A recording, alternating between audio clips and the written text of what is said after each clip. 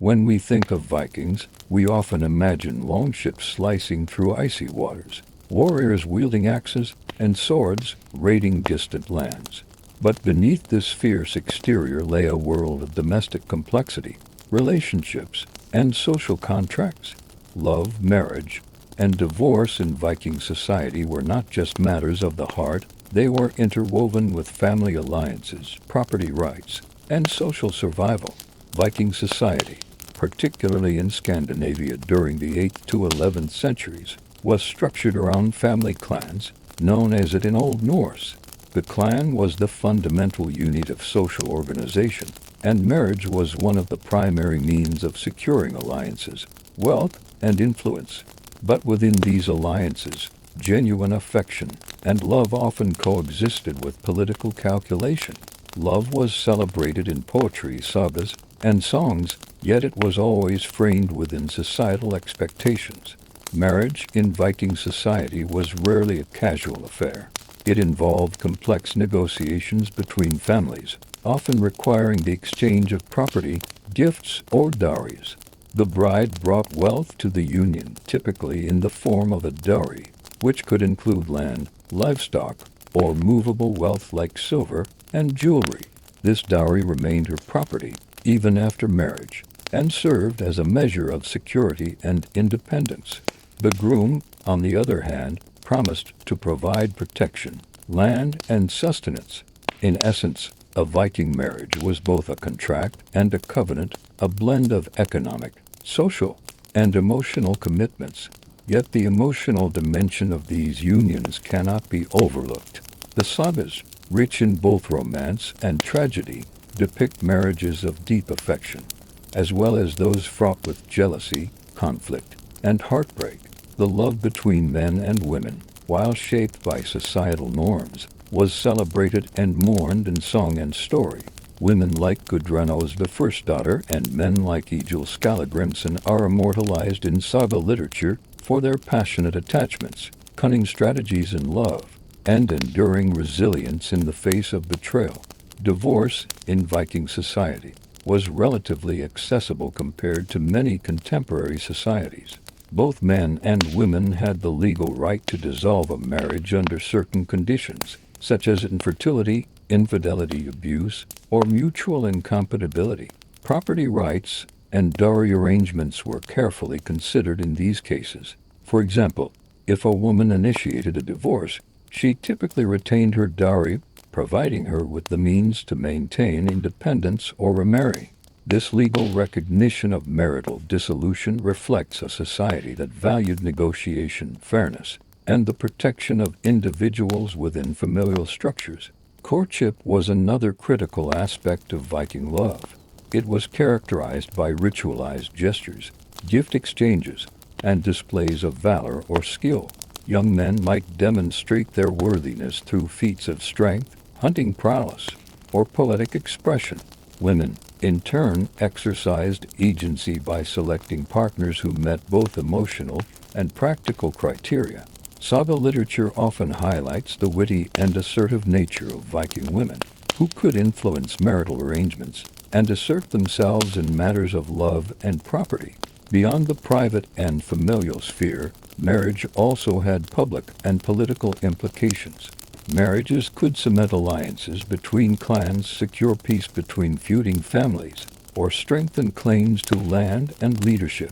This dual role of marriage, personal and political, created a tension between romantic desire and societal expectation. Some marriages were happy, sustained by mutual respect and affection, while others were strategic, designed to consolidate power rather than reflect personal choice. Religious beliefs and customs also played a role in Viking love and marriage.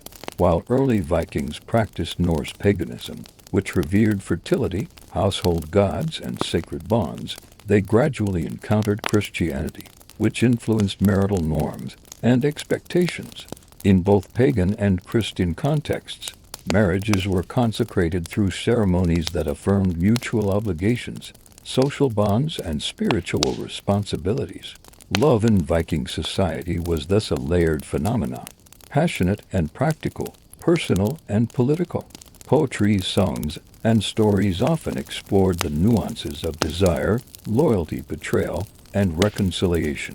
Women wielded influence in these matters through dowries, household management, and their strategic intelligence. Men demonstrated devotion and prowess, both in everyday life and in the epic exploits celebrated in the sagas. Divorce and remarriage were part of this tapestry.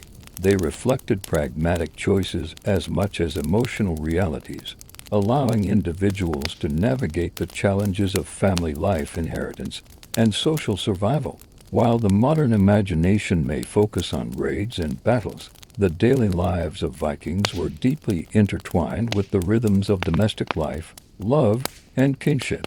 Through these relationships, we glimpse a society that balanced freedom with obligation, passion with prudence, and individual desires with collective responsibility. The complexities of love, marriage, and divorce in Viking society reveal a people who were not only fierce warriors, but also keenly aware of the subtleties of human connection, social order, and the enduring power of personal bonds. In Viking society, the journey toward marriage began long before a wedding feast or the exchange of dowries. Courtship was both a social ritual and a test of character, intelligence, and endurance. Unlike in many modern societies, where romantic attraction may be private or spontaneous, the Viking approach to love involved public displays, familial oversight, and strategic calculations. Young men and women learned early that their choices in love could affect not only themselves but the honor, wealth, and political standing of their entire family. Courtship often involved acts of courage or skill. A man seeking a bride might demonstrate his strength in combat, his prowess in hunting, or his ability to provide for a household. These displays were not mere spectacle. They were practical evidence that he could protect and sustain a family. Saga literature is filled with stories of men who won their wives through daring feats at sea, clever stratagems in trade, or poetic recitations that praised the beauty and virtue of the woman they loved. Words mattered as much as deeds, for eloquence and wit could enhance a man's reputation and appeal. Women, far from passive participants, exercised significant agency during courtship. They were expected to assess a potential husband's character, wealth, and suitability as a partner. Sagas reveal women who negotiated terms of marriage, stipulated dowry conditions, and sometimes cleverly tested the intentions of their suitors. This active participation ensured that marriage was not solely a male-dominated transaction, but a partnership shaped by negotiation and mutual consideration. Once a couple agreed to marry, the process of betrothal, known in Old Norse as agabrako, began. Betrothal was legally binding, often arranged by families, but with room for the individual's consent. A formal agreement solidified promises of support, provision, and loyalty, often reinforced by the exchange of gifts, feasts, and oaths. Breaking a betrothal was not taken lightly, as it could result in disputes over dowries, honor, and compensation. Dowries, known as munder, were central to Viking marriage. They represented a woman's wealth, her family's commitment, and her personal security. While the dowry typically passed under the husband's management, it remained the woman's property and could be reclaimed in the event of divorce. This financial autonomy allowed women a degree of independence uncommon in many contemporary societies. Beyond practical wealth, dowries could also include land, livestock, and jewelry, cementing alliances between clans and ensuring the mutual benefit of marriage. The wedding itself was a highly structured event combining celebration, ritual, and social affirmation. Feasts were central, drawing together kin, neighbors, and community leaders. The exchange of gifts and oaths reinforced obligations on both sides, publicly committing the couple to shared responsibility. Marriages often included ritualized symbolic acts, such as joining hands over a bowl of mead, invoking blessings from gods or ancestors, and celebrating fertility through song and dance.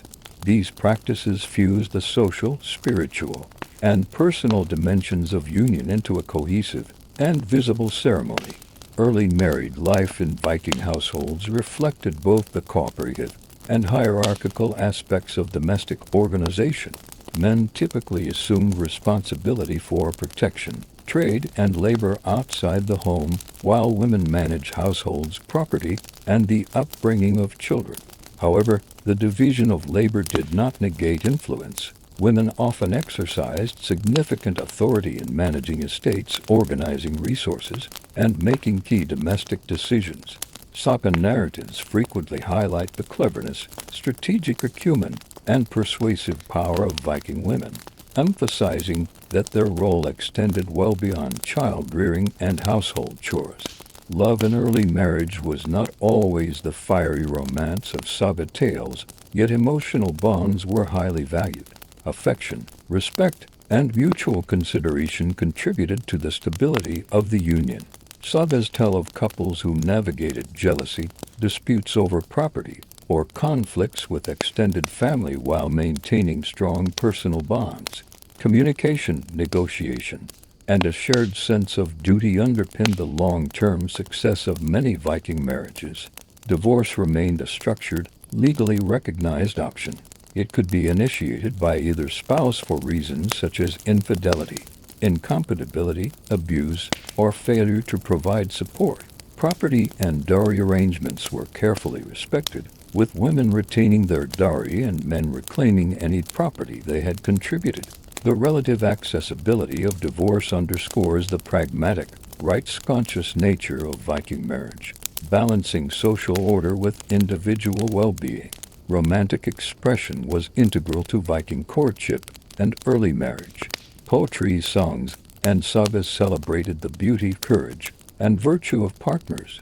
The drapa, or formal praise poem, could immortalize a lover's qualities, while shorter songs expressed longing, admiration, or playful teasing.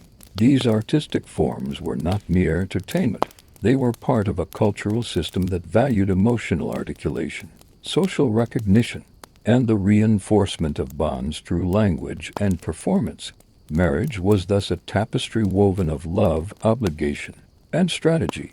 It reflected the interdependence of family, clan, and individual, balancing personal desire with collective responsibility. In the world of Vikings, early married life demanded negotiation, skill, and emotional intelligence, as well as courage, loyalty, and adaptability. The combination of courtship rituals, betrothal arrangements, dowry protections, ceremonial feasts, and structured domestic roles created a resilient framework for navigating the complexities of human relationships. Through this framework, Vikings developed a nuanced understanding of partnership, encompassing love, legal rights, and social obligation.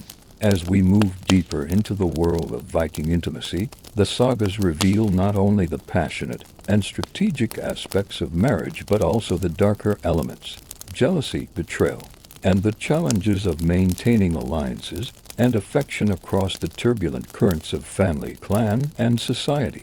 Understanding these dynamics illuminates how love, divorce, and marriage functioned as both private and public instruments in Viking life, shaping identity, power, and legacy in a society where personal relationships were inseparable from social order. Love in Viking society, while structured and often pragmatic, was not devoid of passion. The sagas are filled with tales of romance that defied social convention, of forbidden love, and of the consequences of infidelity. These stories reveal a society that acknowledged human desire, celebrated emotional expression, but also demanded accountability and upheld social norms. Romance in the Viking world often began with subtle courtship rituals. Young men demonstrated their affection through gifts, poetry, and acts of bravery, while women signaled consent and interest through social cues, verbal wit, or strategic interventions in negotiations. Unlike in modern times, courtship was rarely private. Interactions were observed by family members, neighbors, and clan leaders. Reputation mattered immensely. A man known for excessive aggression or dishonesty might be avoided as a suitor, while a woman who engaged in flirtation without intention could damage her family's honor. Adultery, however, complicated this picture. Extramarital affairs were recognized, though they carried both legal and social consequences. Men and women alike were expected to maintain loyalty within marriage, but human desire could lead to breaches of trust. Sagas described passionate liaisons that crossed boundaries of class, kinship, and obligation, sometimes leading to violent confrontations, duels, or legal disputes. Women's responses to adultery varied according to circumstance and social standing. Noble women and women of wealth often had the resources to assert their rights, reclaim dowries, or seek divorce. In some cases, women responded strategically, leveraging infidelity to negotiate better terms or to influence inheritance and social standing. Lower status women, however, were more vulnerable, as their lack of property or familial influence limited their options. Men, too, faced repercussions for infidelity. While male extramarital relationships were sometimes tolerated, especially if discreet or politically advantageous, public knowledge of a man's betrayal could harm his honor and social credibility. Family honor, the cohesion of alliances, and the stability of social networks were at stake. Insults, duels, and vengeance were common responses to perceived slights, illustrating how deeply interwoven love, marriage, and social reputation were in Viking society. Despite these challenges, the sagas reveal that love often flourished within marriage. Mutual respect, shared adventure, and intellectual exchange could deepen bonds. Couples engaged in collaborative management of estates, joint participation in religious and communal rituals, and even cooperative strategies in matters of warfare and politics. This partnership model demonstrates that Viking marriages were dynamic and could accommodate affection, ambition, and strategy simultaneously. Social and legal frameworks guided the resolution of conflicts arising from romantic transgressions. Divorce and annulment were formalized mechanisms to resolve incompatibility or betrayal. Courts adjudicated disputes over dowries, property, and honor, ensuring that justice, as defined by custom and law, was maintained. These procedures underscored a key principle. Personal desires were recognized, but they were always balanced against societal expectations and the stability of family networks. Saga literature frequently dramatizes these themes. Heroes and heroines engage in secretive communications, coded messages, and daring encounters, often navigating treacherous social terrains.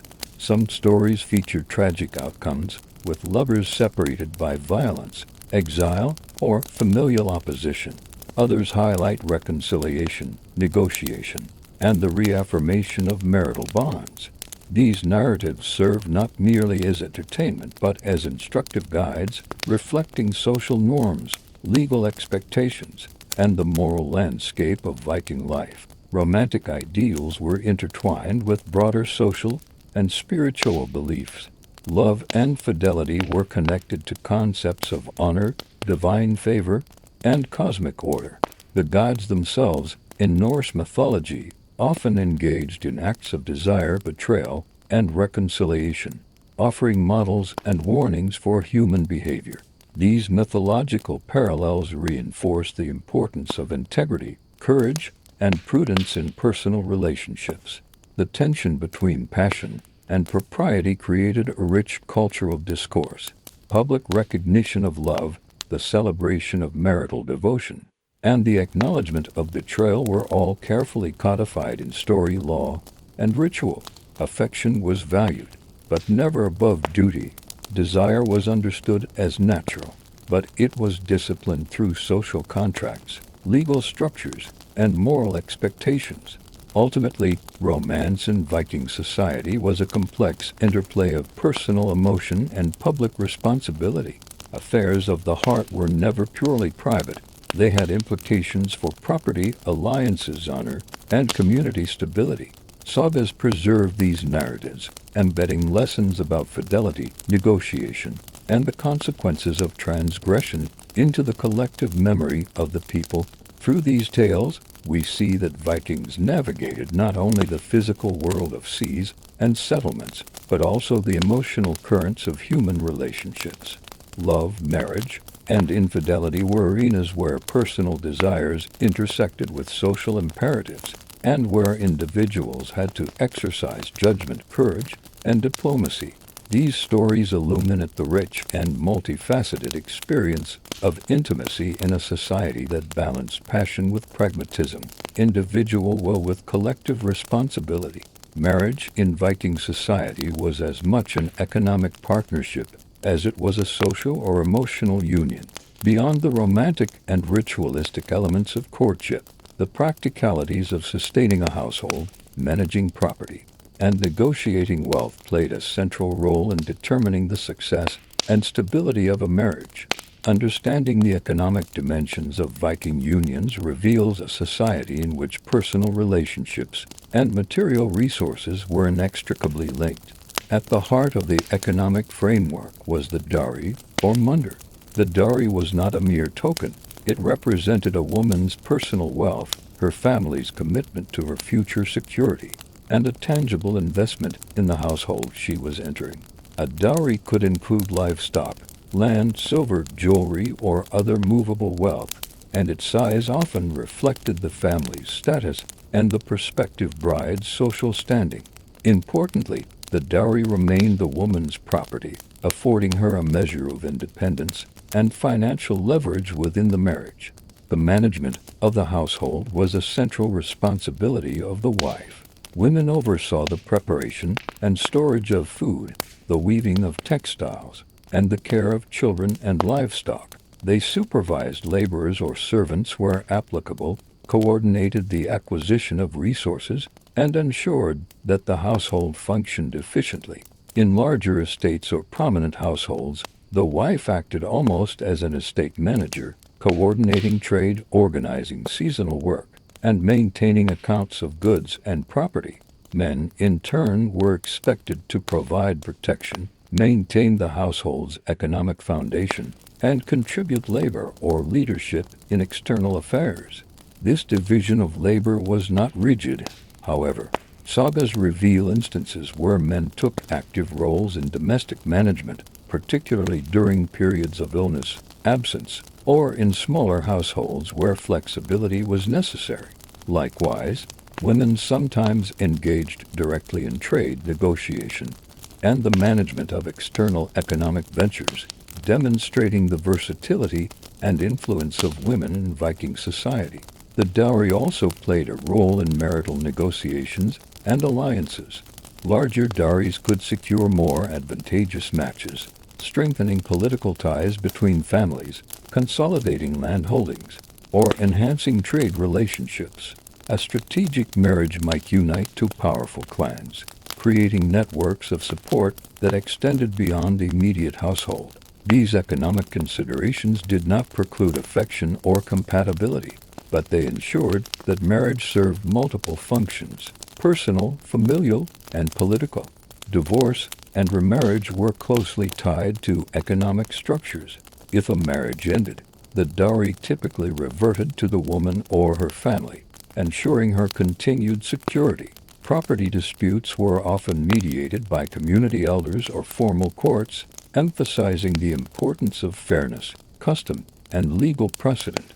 Women with significant dowries or personal property could remarry with confidence, while men had to balance obligations to both former and current households. The legal and social mechanisms surrounding property and divorce demonstrate a pragmatic approach to maintaining social stability while acknowledging individual rights. The economic significance of marriage also extended to children. Inheritance rules, often governed by a combination of customary law and local practice, ensured that children received portions of property or wealth from both parents. These arrangements reinforced the family's economic continuity and reflected the intertwining of domestic life with broader social and political structures. Fathers, mothers, and extended kin all had roles in preparing the next generation for the responsibilities of property ownership, household management, and marital negotiation. Trade and external commerce were further dimensions of household economics. Families with access to trade routes or valuable resources could leverage marriage to expand economic influence. Women sometimes played active roles in these ventures, negotiating deals, safeguarding property, and managing the transport and storage of goods. Saga literature frequently highlights women whose intelligence, foresight, and negotiation skills significantly enhanced the household's prosperity. Moreover, the exchange of gifts during marriage and courtship was not purely ceremonial. Jewelry, livestock, and other valuable items served as both symbols of affection and tangible resources for sustaining a household. Gift-giving reinforced social bonds, conveyed honor, and ensured mutual obligations were recognized and maintained. These exchanges, therefore, were both emotional and practical, weaving together wealth, reputation, and intimacy. In sum, the economic aspects of Viking marriage were inseparable from its emotional, social, and ritual dimensions. Love and desire existed within a framework of property, inheritance, and household management. Success in marriage required negotiation, cooperation, and strategic foresight, as well as attention to affection, loyalty, and mutual respect. The household became a microcosm of Viking society, balancing personal desires, family obligations, and broader economic imperatives. Women, through their management of resources, influence in property disputes, and active role in marital negotiation, were central to this balance. Men, through provision, protection, and leadership, complemented these efforts. Together, husband and wife formed a partnership that ensured both the survival and prosperity of the family unit. Through this lens, Viking marriage emerges not merely as a social or romantic institution, but as a complex economic and political enterprise.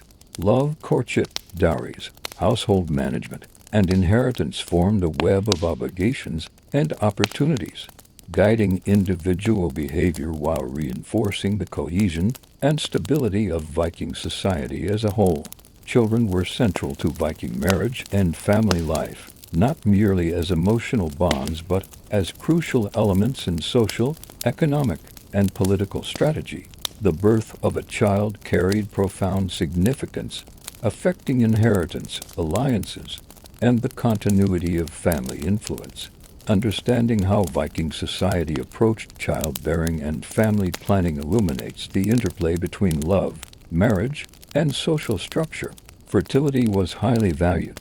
A marriage without children was considered incomplete, not only emotionally, but also economically and politically. Children were the primary means of ensuring the continuity of property and lineage, and they served as vital links in maintaining alliances between clans.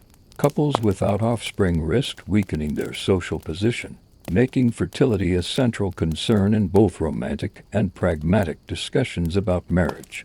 Women bore the primary physical responsibility for childbearing, and their health and ability to produce heirs were critical to family stability. Pregnancy, childbirth, and child-rearing were demanding and sometimes perilous. Saga accounts frequently recount women enduring multiple births and the associated risks with courage and resilience. Communities often supported these women through midwifery, domestic help, and ritual blessings, emphasizing the communal nature of child-rearing and the societal value placed on reproduction. Children also played a role in family alliances. Marriages often connected families for generations, and children served as living proof of these bonds. Strategic marriages could be arranged for offspring to strengthen alliances, secure trade relations, or consolidate land holdings. Daughters were particularly valuable in creating ties between clans, with their marriage prospects carefully negotiated to maximize familial advantage. Sons, meanwhile, could inherit property, assume leadership roles, and continue the family name and influence. Naming conventions carried both emotional and political weight. Children were frequently named after ancestors to honor family lineage, reinforce connections to notable relatives, and invoke blessings from past generations. Names could also convey social aspiration, signaling status, ambition, or clan loyalty. The careful selection of names illustrates the intersection of personal sentiment, family tradition, and societal expectation. The upbringing of children reflected both gender roles and social preparation. Boys were trained in skills necessary for survival, combat, and leadership, including hunting, trading, navigation, and the practice of laws and customs. Girls were instructed in household management, weaving, agricultural tasks, and social diplomacy. Education was practical and tailored to social expectations, ensuring that children grew into capable adults who could maintain or enhance the family's position within the clan and community. Children's involvement in inheritance and property rights further underscores their central role. In Viking law, sons typically inherited land and movable wealth, though daughters could also receive portions, especially if no male heirs were available. The distribution of property was a careful balancing act designed to maintain harmony, honor agreements, and preserve alliances. Dowries, gifts, and inheritances were all instruments through which children's futures were secured, reinforcing the economic and social significance of family planning. Sagas frequently portray the profound emotional dimensions of parenthood. Fathers and mothers expressed affection, pride, and concern for their children, often intertwining personal bonds with the duties of training and preparing them for adult responsibilities. These narratives illustrate that love and strategy were not mutually exclusive. Parents could simultaneously nurture attachment and ensure the practical survival and advancement of their family line. Childbearing also shaped marital dynamics. The shared responsibility of raising children created interdependence between spouses, reinforcing bonds of cooperation, mutual support, and negotiation. Household management, discipline, education, and resource allocation were joint concerns, fostering collaboration and sometimes conflict. The ability to navigate these challenges was critical to sustaining a stable marriage and household. In cases of divorce, children were central considerations. Custody and inheritance arrangements had to account for their welfare and rights. Women typically retained the care of young children, especially daughters, ensuring continuity of maternal influence and protection. Men maintained responsibilities for sons' property and broader clan connections, highlighting the continued negotiation of familial roles even in dissolution. Rituals surrounding childbirth and early childhood also reflected the spiritual and social dimensions of family life. Blessings, feasts, and naming ceremonies marked the introduction of children into the household and community, reinforcing communal bonds and social recognition. These practices intertwined personal joy with public affirmation, illustrating how family and society were mutually reinforcing in Viking culture.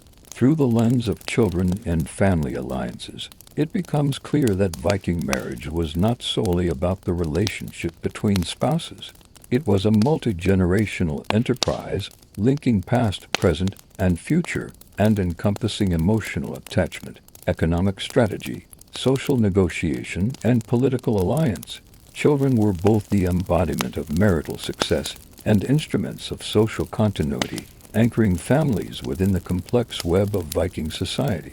Ultimately, the birth, upbringing, and positioning of children reveal the Viking emphasis on balance between love and duty, emotion and strategy, individual desire and familial obligation. In this framework, marriage and childbearing were intertwined with social cohesion, economic stability, and political influence, demonstrating that Viking family life was both deeply human and intricately structured. In Viking society, marriage was not only a union between two individuals, but a dynamic relationship embedded within family, clan, and community structures. As a result, widowhood and remarriage carried profound social, economic, and emotional implications. The death of a spouse could destabilize property arrangements, alliances, and household management, requiring careful negotiation and intervention by senior family members. Widowhood was a recognized and legally significant status. A woman who lost her husband retained certain rights, including control of her dowry and, in some cases, the right to manage household property or inherit her husband's estate. These rights provided financial security and social independence, allowing widows to maintain their household and exert influence in both domestic and public spheres. Saga literature depicts widows as formidable figures, capable of protecting their family's interests, negotiating with male relatives, and even managing trade and resources with skill and authority. Remarriage was common and often encouraged, particularly for widows. A second marriage could restore household stability, reinforce alliances, and secure the welfare of children. Widows brought not only their wealth and dowries, but also their experience and social networks to a new union. Marital negotiations for a marriage frequently involve careful consideration of property, lineage, and social obligations, reflecting the enduring importance of economic and strategic factors alongside emotional considerations. Men who lost their wives faced similar pressures. The household required management, children needed guidance, and alliances often depended on marital connections. Remarriage allowed men to restore household cohesion, ensure the continuity of domestic labor, and maintain social influence. As with women, negotiations surrounding second marriages involved dowries, property transfers, and familial consent, underscoring the structured and strategic nature of Viking unions. Senior family members played a pivotal role in navigating widowhood and remarriage. Elders, parents, uncles, aunts, and clan leaders often mediated property disputes, provided counsel, and arranged suitable remarriages for widows and widowers. Their involvement ensured continuity of alliances, preservation of property, and the protection of younger or vulnerable family members. Elders were also moral authorities, guiding conduct in accordance with societal norms, legal codes, and cultural expectations.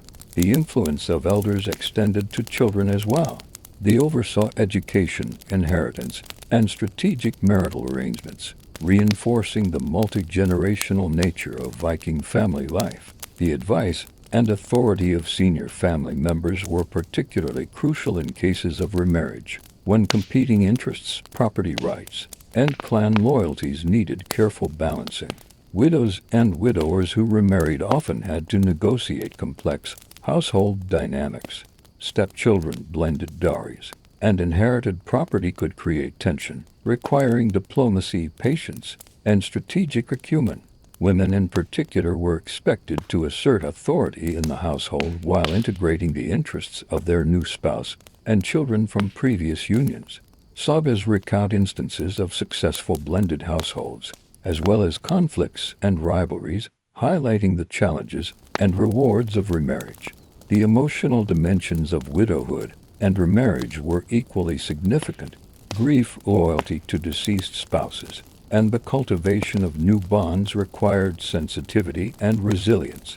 Sagas often depict widows and widowers navigating these emotional landscapes with intelligence and courage, balancing personal feelings with social and economic responsibilities.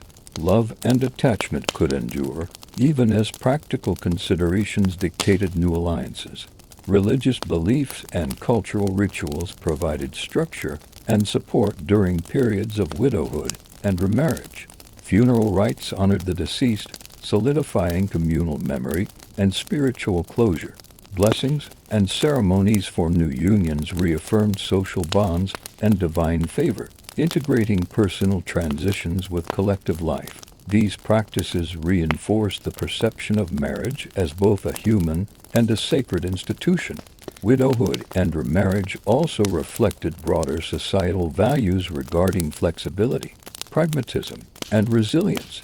Viking society recognized that life was unpredictable and that survival, both material and social, required adaptability. Legal codes, customs, and social expectations provided frameworks to manage change, protect property, and sustain alliances. ensuring continuity even in the face of personal loss. The influence of elders, combined with the structured approach to widowhood and remarriage, demonstrates how Viking society balanced individual agency with collective responsibility. Marriages were not static. They evolved in response to life events, economic shifts, and social obligations. The ability to navigate these transitions effectively was a measure of skill, wisdom, and social intelligence. Ultimately, widowhood and remarriage were integral to the social fabric. They allowed families to maintain stability, preserve property, and reinforce alliances across generations. Women, through their retained rights and active participation, wielded significant influence, while men, guided by social expectations and familial advice, ensured continuity and cohesion. Together, these dynamics reveal a society deeply attuned to the complexities of love, marriage, and family life, capable of accommodating both human emotion and pragmatic necessity. Marriage in Viking society was not merely a personal contract, it was a public, communal, and spiritual event. Weddings combined legal obligations, social recognition, and religious rituals, creating a ceremony that validated the union in the eyes of both the community and the divine. These ceremonies reflected the deeply interconnected nature of Viking social, religious, and family life. At the core of Viking wedding rituals was the concept of mutual obligation and public recognition. Marriages were binding agreements, and the ceremony served to make this binding explicit to the wider community. Guests, including family members, neighbors, and clan leaders, witnessed the vows, the exchange of gifts, and the confirmation of dowries. Public acknowledgement ensured that both parties were accountable, and it reinforced social cohesion by integrating the couple into broader networks of support and obligation. One of the most significant ceremonial elements was the exchange of gifts, particularly the bride price or dowry and the groom's reciprocal contributions. These gifts were more than symbolic. They reflected the resources and capabilities each party brought to the household. Jewelry, silver, livestock, or land transfers were often formalized in front of witnesses, reinforcing legal and social obligations. The giving and receiving of gifts also served as an expression of respect, affection, and commitment, combining emotional significance with practical purpose. Blessings and invocations were central to the spiritual dimension of Viking weddings. Early Vikings practiced Norse paganism, which emphasized the roles of gods, ancestors, and household spirits in human affairs. Ceremonies often included prayers to deities associated with fertility, prosperity, and protection, such as Frey and Frigg. Sacred rituals, such as toasting over bowls of mead, pouring libations, or circling the household fire, sought divine favor and acknowledged the spiritual weight of marital bonds. Sacred spaces and objects were also employed. Weddings might take place in a home, near a shrine, or at a sacred grove, with symbolic acts performed using ancestral heirlooms, ceremonial bowls, or ritual swords. These elements emphasized continuity with lineage, respect for the gods, and the sanctity of the household as both a physical and spiritual domain. Feasts were another essential component of Viking weddings. These gatherings were not merely celebratory but performed critical social functions. They affirmed alliances, allowed negotiation and reconciliation between families, and showcased the household's resources and prestige. Music, poetry, and storytelling were common, weaving together entertainment, cultural education, and social affirmation. During these feasts, the entire community participated in observing, evaluating, and endorsing the new union. Rituals often included symbolic acts that reinforced the partnership of husband and wife. Joining hands, drinking from a shared cup, or walking together on a sacred object or hearth symbolized unity, cooperation, and the intertwining of lives. These acts created a shared experience that was both physical and symbolic, reinforcing the bond in ways that words alone could not. Marriage ceremonies were also closely tied to fertility and future generations. Many rituals included prayers, gestures, or symbolic acts intended to promote the health and survival of children. Fertility was not considered merely biological but encompassed household prosperity, clan continuity, and the overall well-being of the extended family. Sagas often highlight couples whose union is blessed with fertility and prosperity, presenting these outcomes as validation of the ritual and social order. Women played key roles in the ceremonial aspects of weddings. They participated in preparing the household, selecting ritual objects, and performing songs or poetry that celebrated the union. Their agency in these rituals reflected broader social expectations that women maintained domestic authority, influenced social perception, and upheld spiritual and cultural traditions. Similarly, men demonstrated responsibility and honor through ceremonial participation.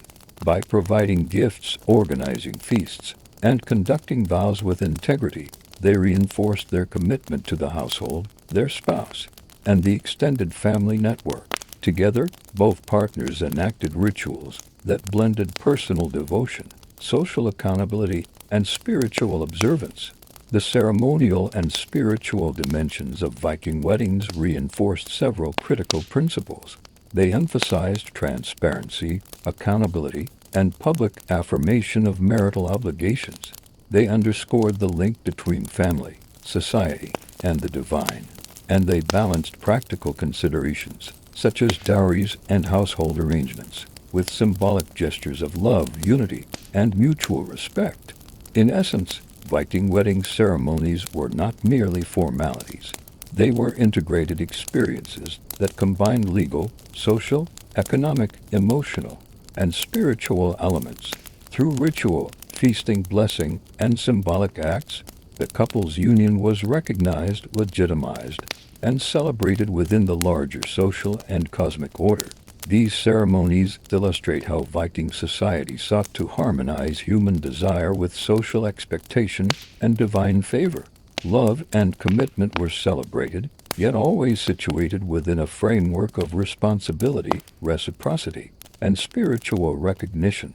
The wedding was both an endpoint of courtship and a beginning of partnership, embedding marriage within the enduring cycles of family, community, and cultural life. Marriage in Viking society was both a personal partnership and a social contract, balancing emotional bonds with obligations to family, clan, and community. While love and mutual respect were celebrated, marriages could also be fraught with conflict, jealousy, and competing ambitions.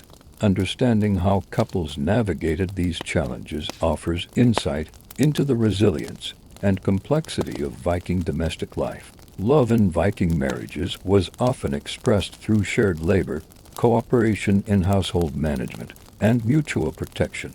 Saga literature recounts couples who demonstrated affection not merely in words but in deeds, women managing estates efficiently and men ensuring the safety and prosperity of the household. Small gestures of care, such as distributing resources fairly or supporting each other in public or legal matters, were considered expressions of loyalty and respect.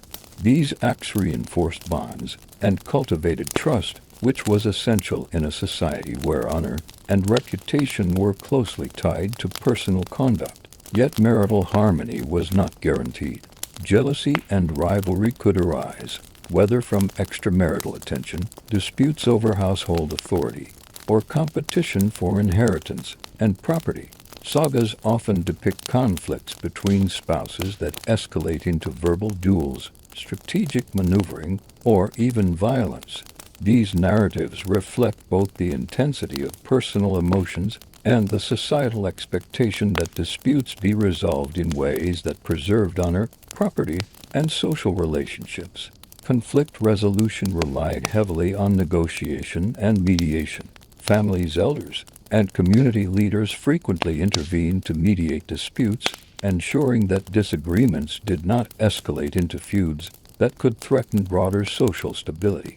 Women, in particular, were adept negotiators, leveraging legal rights, social networks, and personal influence to protect their interests and those of their children. Similarly, men were expected to balance authority with diplomacy, maintaining household unity while asserting leadership. Legal frameworks provided additional mechanisms for resolving marital conflicts. Viking law codes, including those of Norway, Sweden, and Denmark, outlined rules regarding property disputes, dowries, inheritance, and divorce.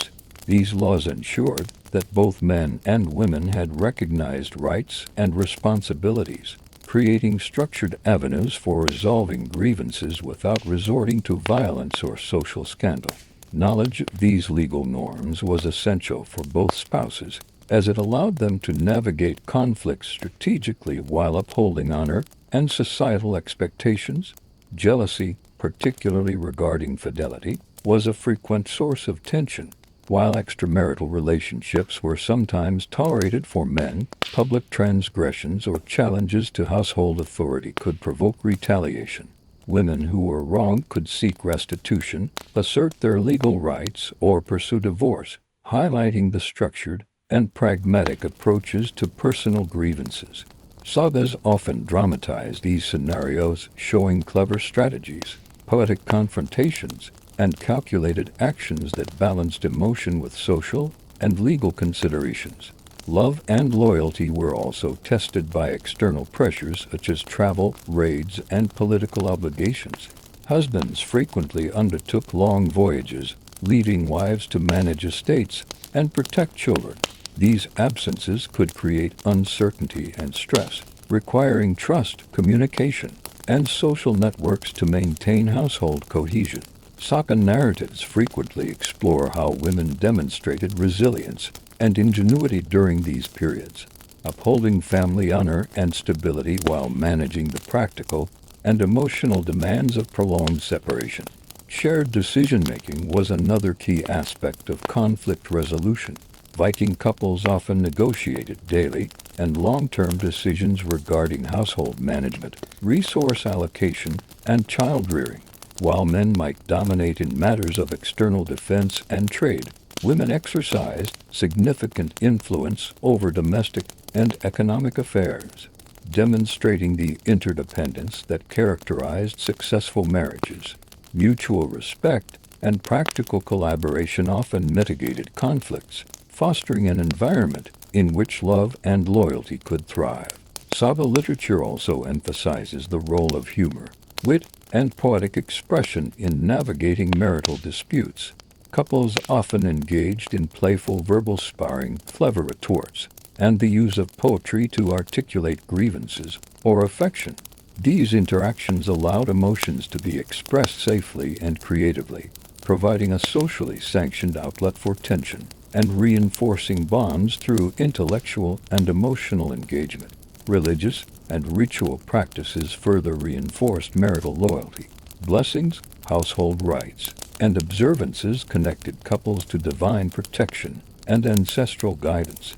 Participation in these rituals not only reinforced spiritual bonds but also reminded spouses of their social and ethical obligations, embedding moral accountability within the fabric of domestic life. Ultimately, Viking marriages were dynamic relationships, balancing emotional intimacy with practical and social obligations. Love and loyalty were nurtured through shared responsibility, communication, negotiation, and mutual respect. Conflicts were managed through a combination of legal structures, family intervention, social norms, and personal ingenuity, reflecting a society that valued both individual agency and collective stability. Through this framework, Viking couples navigated the challenges of daily life, social expectation, and personal ambition, creating partnerships that could endure adversity, celebrate shared achievements, and adapt to the unpredictable currents of human experience.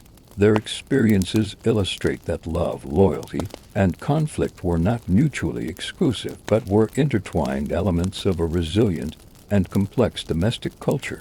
In Viking society, marriage was a contract, and, like all contracts, it could be dissolved under certain circumstances. Divorce was legally recognized and socially structured, reflecting the pragmatic nature of Viking communities. While love, loyalty, and mutual affection were celebrated, the well-being of the household, protection of property, and maintenance of alliances were equally vital.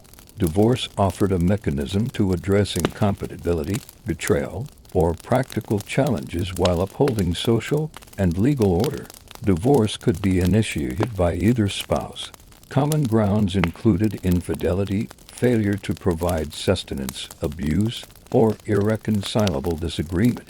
The process was not arbitrary, it required the observance of legal procedures, consultation with family and clan elders, and in some cases, formal adjudication in the local assembly or thing.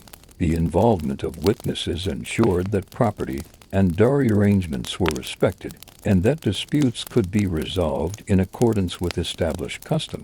The dowry played a critical role in divorce proceedings. A woman's dowry, or munder, was her property and could be reclaimed in the event of separation. This provision provided financial security and autonomy, enabling women to maintain independence or enter a new marriage. Men retained rights to property they had contributed to the household, ensuring that divorce did not result in disproportionate loss for either party. Legal protections around property reflect the sophisticated understanding of fairness and social stability embedded in Viking law. Children were central to the considerations surrounding divorce. Custody arrangements and inheritance rights were negotiated carefully to ensure the welfare of offspring and the preservation of family continuity. Typically, mothers retained care of young children, particularly daughters, while fathers maintained influence over sons and property management. These arrangements reflect the practical recognition of gendered roles and the strategic considerations of household and clan continuity. Saga narratives illuminate the personal and social dimensions of divorce. While legal and economic considerations were paramount, emotional factors also influenced the decision. Stories recount women and men who left marriages due to unfulfilled affection, ongoing conflicts, or personal incompatibility, demonstrating that divorce was both a legal right and a socially recognized response to relational challenges. These accounts highlight the balance Viking society struck between individual agency and collective responsibility. Remarriage often followed divorce, particularly for women with secure dowries or men with the resources to establish a new household. Remarriage could restore social stability, reinforce alliances, and secure the welfare of children. Negotiations for subsequent marriages mirrored those of initial unions, involving dowries, property arrangements, and family consent. Strategic considerations often guided remarriage as families sought to strengthen social, political, and economic ties.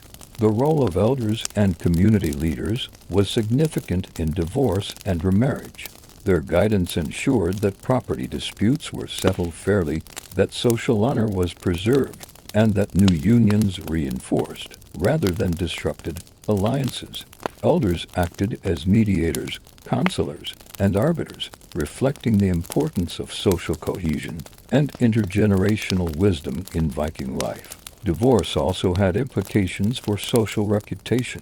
While separation was legally acceptable, the manner in which it was conducted could influence perceptions of honor, credibility, and competence.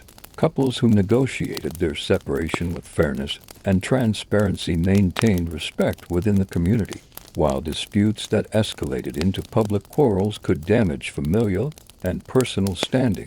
Despite its legal and practical aspects, divorce did not negate the significance of love or personal attachment. Sagas recount instances of enduring affection even after separation, as well as cases where reconciliation was pursued. Emotional intelligence, strategic negotiation, and communal support were crucial in navigating these transitions successfully, underscoring the intertwined nature of personal and social considerations in Viking domestic life.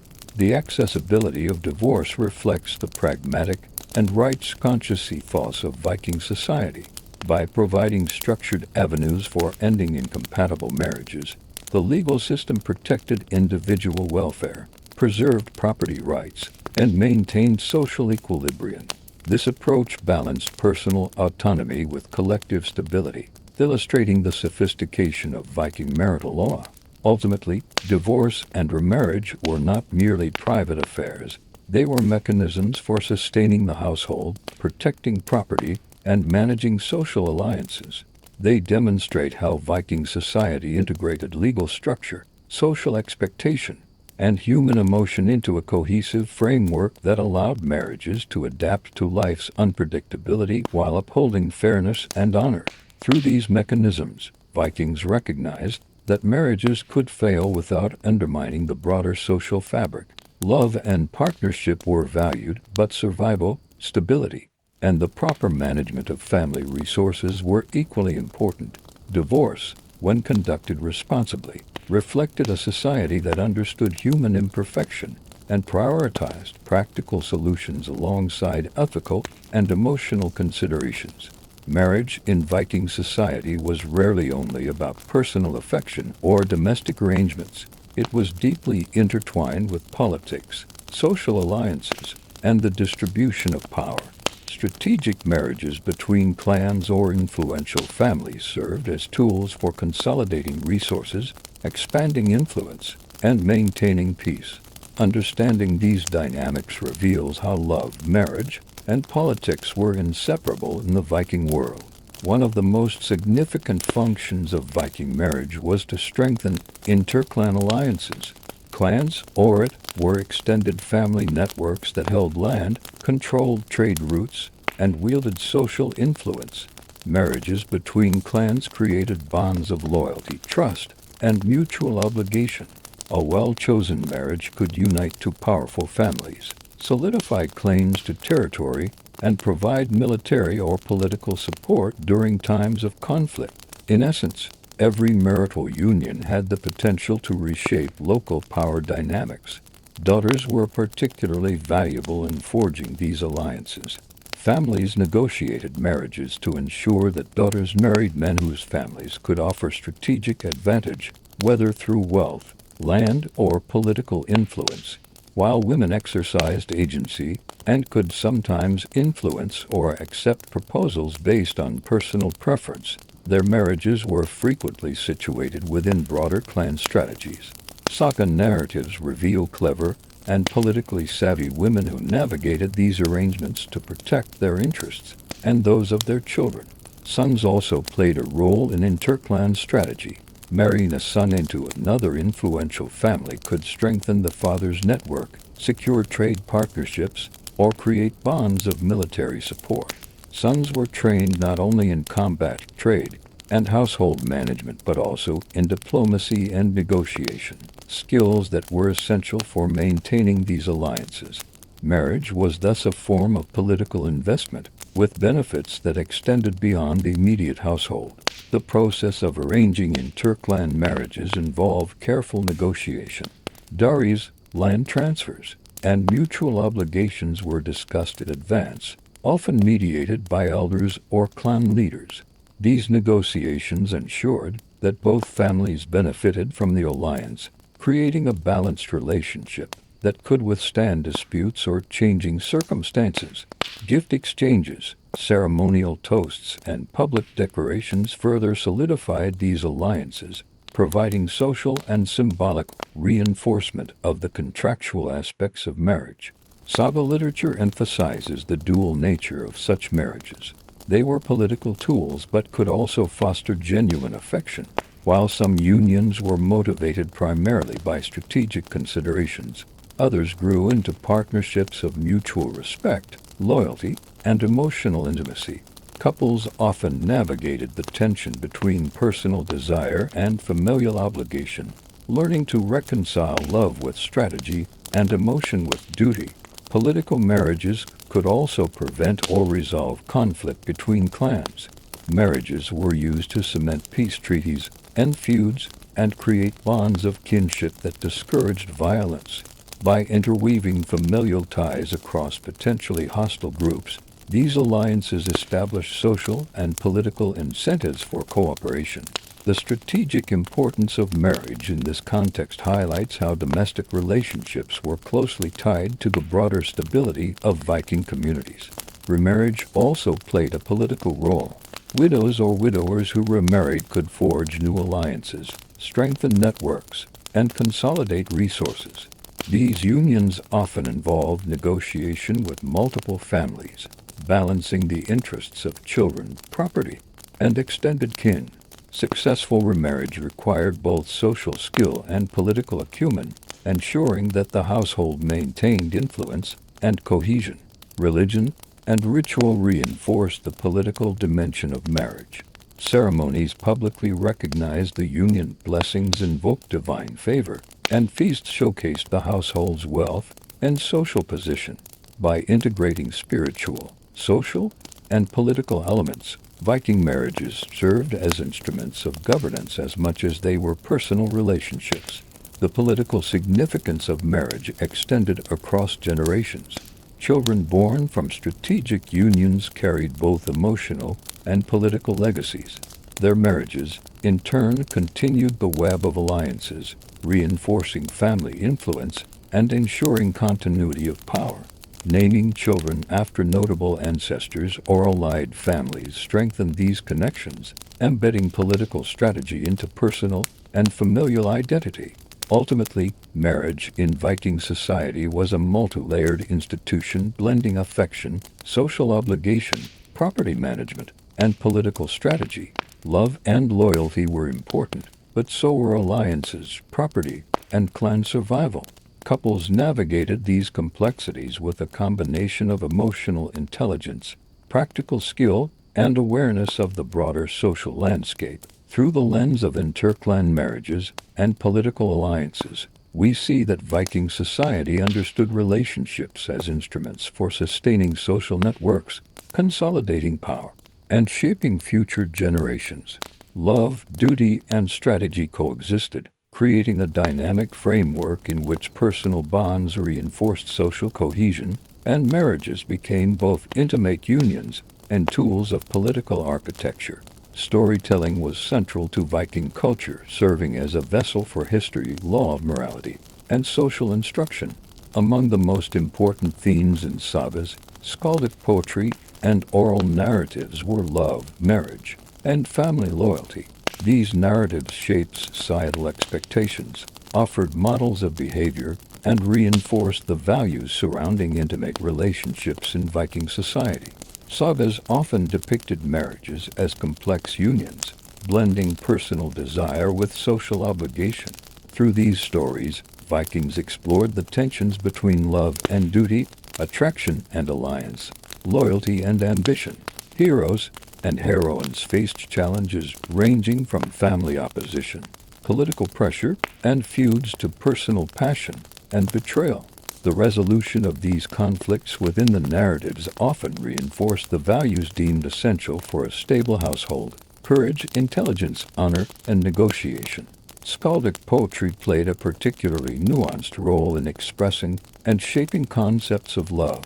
Poets composed verses celebrating the beauty, virtue, and courage of lovers, often addressing both men and women.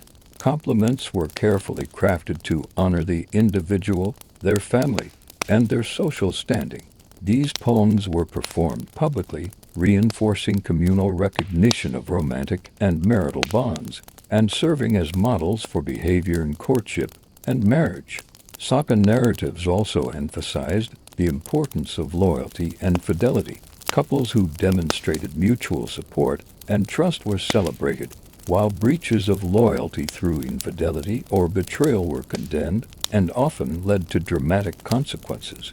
Stories involving adultery or dishonesty were used as cautionary tales, illustrating the social, legal, and emotional repercussions of violating marital expectations. These narratives underscored the interconnectedness of personal behavior, family honor, and social stability. Women occupied a central role in these stories, not merely as objects of desire but as active participants, strategists, and negotiators. Female characters often exercised agency in courtship, marital negotiation, and household management. They could shape the outcomes of alliances, defend property, and influence the fates of their children. Saga literature highlighted the intelligence, wit, and moral authority of women, providing models of behavior and reinforcing the social significance of female participation in domestic and political life. Men, likewise, were depicted as balancing strength, courage, and social acumen.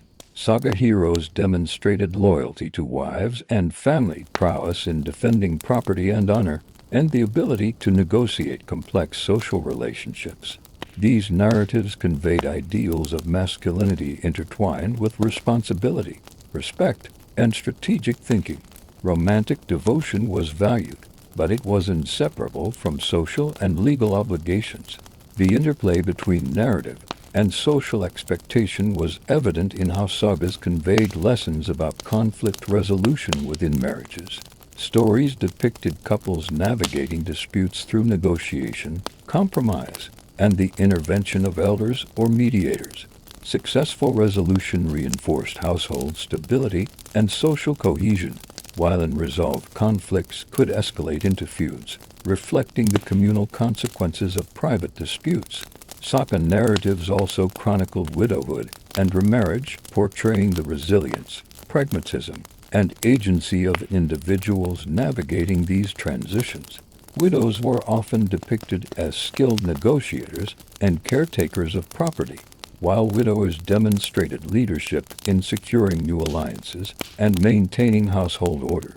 These stories highlighted the fluidity and adaptability of marital arrangements in Viking society, offering models for balancing personal desire with practical necessity. Romance in storytelling was not merely sentimental, it was didactic and strategic. Tales of secret communication, poetic expression, and clever maneuvering taught the audience how to court, maintain affection, and navigate social and political pressures. Love was portrayed as both a personal emotion and a public responsibility, linking individual behavior with broader societal norms. Ceremonial and ritual elements also featured prominently in sagas. Wedding feasts, oaths, and blessings underscored the sacred and communal dimensions of marriage. Stories often describe the performance of rituals, emphasizing their role in legitimizing unions, reinforcing social bonds, and invoking divine favor. These narrative depictions served as a blueprint for societal expectations, blending spiritual, legal, and emotional dimensions into a coherent cultural framework. Through storytelling and poetry, Vikings cultivated a cultural memory of love, loyalty, and marital conduct. Sagas preserved not only historical events, but also behavioral ideals, demonstrating how personal and social ethics were intertwined.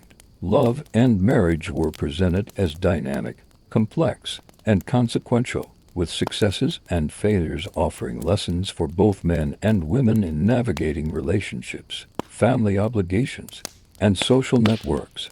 Ultimately, these narratives reinforced the values that underpinned Viking marital practices: fidelity, negotiation, strategic acumen, respect, and mutual support. Storytelling elevated marriage from a domestic arrangement to a social institution, intertwining human emotion with communal responsibility, legal recognition, and spiritual observance. Through the vivid portrayal of love and conflict, poetry and saga literature ensured that the ideals of Viking intimacy endured, shaping behavior, expectations, and cultural identity for generations. While Viking marriages were structured around legality, alliances, and property, they coexisted with a recognition of human desire and the complexities of romantic and sexual relationships beyond formal unions. Extramarital relationships, concubinage, and non-marital love were acknowledged and, to varying degrees, regulated by social norms, law, and communal expectation. These arrangements illuminate how Vikings balanced personal desire with social responsibility. Concubinage, or the maintenance of secondary partners, was a recognized practice, particularly among men of wealth or high social standing. Such relationships were often tolerated if they remained discreet and did not interfere with the legitimacy of the primary marriage or the inheritance rights of legitimate children. The concubine might live in the household or in a nearby residence, providing companionship and occasionally bearing children whose status and rights were clearly delineated by law. Extramarital affairs could be tolerated under certain conditions but carried social and legal consequences if they violated public expectation or threatened family honor. Sagas recount instances where infidelity provoked duels, feuds, or formal restitution. Both men and women could experience reputational damage. Although the consequences often differed by gender, women were more vulnerable, as their social standing and economic security could be jeopardized by publicized transgressions, while men might face censure primarily if the affair undermined household cohesion or social alliances. These relationships, while potentially disruptive, also played a strategic role. Alliances formed through secondary relationships could reinforce social networks, create informal political ties, or facilitate economic cooperation. Courting relationships and secret liaisons sometimes served as negotiation tools, signaling intentions or testing the loyalty and judgment of prospective partners. In some sagas, extramarital love functions as a catalyst for resolving conflict, asserting agency, or navigating social hierarchies. Social attitudes toward non-marital love were nuanced. The sagas depict a spectrum of responses from tolerance and pragmatic acceptance to moral condemnation and punitive action. Community perception was critical. Discreet and socially sanctioned arrangements could be overlooked, while public affronts to household authority or honor were met with intervention, whether through legal channels, negotiation, or direct confrontation. Women played active roles in these dynamics, sometimes navigating extramarital relationships to assert agency, secure resources, or influence household and clan affairs. Their ability to manage these relationships required intelligence, diplomacy, and awareness of social expectations. Similarly, men were expected to balance personal desire with responsibility to spouse, children, and household, ensuring that non-marital relationships did not compromise their honor or social obligations. Saga narratives often highlight emotional complexity in non-marital relationships. Passion, jealousy, loyalty, and revenge intertwine, demonstrating that desire could motivate both noble and destructive actions. These stories offered lessons on the consequences of pursuing or ignoring romantic impulses, illustrating the importance of prudence, discretion, and ethical consideration in matters of love. Legal frameworks also influenced attitudes toward extramarital relationships.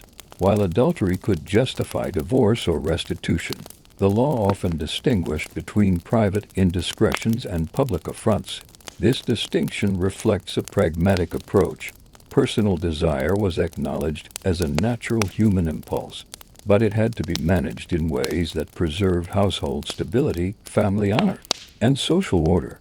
Concubinage and extramarital relationships also intersected with inheritance and lineage.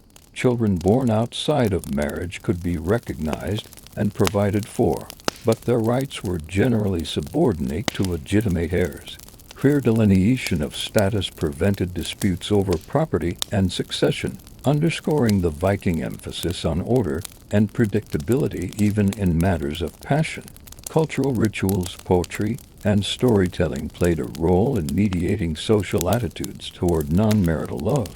Poets and saga writers explored the tensions between desire and duty, offering moral exemplars, cautionary tales, and reflections on human emotion. Through narrative, Vikings negotiated the boundaries of acceptable behavior, balancing freedom of feeling with communal norms and legal obligations. Ultimately, the Viking approach to extramarital relationships illustrates a society that acknowledged human emotion while carefully regulating its social consequences. Love and desire were recognized as natural, yet they existed within a framework designed to maintain household stability, protect inheritance, and uphold honor.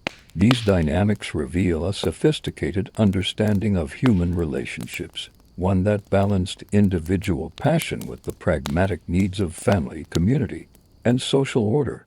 In Viking society, marriage ceremonies were not uniform. They were deeply influenced by social status, wealth, and political position, while the core principles of legal recognition, dowry exchange, and ritual blessing applied broadly. The scale, spectacle, and customs surrounding a wedding often reflected the standing of the families involved. These variations illustrate how marriage served both personal and social functions, signaling wealth, alliance, and influence as much as love and commitment. High-ranking families often staged lavish wedding feasts, hosting gatherings that could last several days. The scale of these feasts was a public display of wealth, power, and generosity, reinforcing the household's social prestige. Attendees included family members, neighboring clans, local chieftains, and sometimes traveling nobles. The more prominent the family, the more elaborate the ceremonies, reflecting both their resources and the expectation that major unions would have broader political and social consequences. Feasts served multiple purposes beyond celebration. They were opportunities to solidify alliances, resolve disputes, and demonstrate the household's capacity for hospitality. Wealthy families showcased livestock, precious metals, and finely woven textiles, signaling both their economic strength and cultural refinement. Poetry, music, and storytelling were integral, emphasizing social education, entertainment, and the reinforcement of moral and cultural values. The exchange of gifts was also closely tied to status. In elite households, dowries and bride gifts could include extensive land grants, livestock herds, silver, or valuable ornaments. These gifts were both practical and symbolic, reflecting the wealth and social importance of the union. A carefully negotiated dowry demonstrated respect for the bride's family, secured political alliances, and displayed the groom's capacity to provide for a household. For families of lesser wealth or status, ceremonies were simpler but still meaningful. Weddings might be held in homes or communal spaces, with fewer attendants and more modest feasting. The legal and ritual essentials exchange of dowry, witnessed vows, blessings from spiritual figures remained intact, ensuring that marriages were recognized socially and legally even when resources were limited. These ceremonies illustrate that, while wealth enhanced visibility and prestige, the core values of marriage, mutual commitment, household stability, and community recognition applied across all strata. Religious ritual also reflected social hierarchy. Wealthier households could afford priests, elaborate ceremonial objects, and sacred spaces, while simpler ceremonies might rely on household priests, ritual fires, or ancestral shrines. Nevertheless, the spiritual dimension of marriage, seeking divine favor for fertility, household prosperity, and family continuity, was universal. In both elite and modest households, blessings and ceremonial acts connected the couple to divine forces and ancestral spirits, reinforcing the sacred nature of the union. Social hierarchy also influenced marital negotiation and choice of spouse. Elite families carefully considered the social, political, and economic implications of marriage, often arranging unions to consolidate land, secure alliances, or enhance prestige. These arrangements could sometimes override personal preference, though mutual consent was increasingly recognized as desirable, particularly for marriages intended to last and maintain household stability. Children born from high-status marriages also carried symbolic weight. They represented continuity of wealth, lineage, and political influence. Naming ceremonies, inheritance planning, and public recognition were often more elaborate in elite families, reflecting the expectation that these children would assume important social roles in the future. In lower status households, similar practices occurred on a smaller scale, emphasizing the universality of familial continuity and social responsibility. Saga narratives frequently highlight the tension between love and status. Stories depict characters navigating personal desire, family ambition, and social expectation, illustrating how marriages could simultaneously satisfy emotional, economic, and political goals. Such narratives served as guidance and reflection for Viking audiences, providing models for balancing individual choice with communal obligation. Overall, marriage ceremonies in Viking society were a mirror of social hierarchy. Wealth, status, and political influence shaped the scale, rituals, and public visibility of weddings, but the underlying legal, spiritual, and relational principles remained consistent. Across all levels, marriages reinforced alliances, secured property and inheritance, and integrated couples into the fabric of community life. By observing ceremonies, feasts, and rituals, Vikings could assess social standing, reinforce obligations, and display loyalty and generosity, making marriage both a personal and a public institution.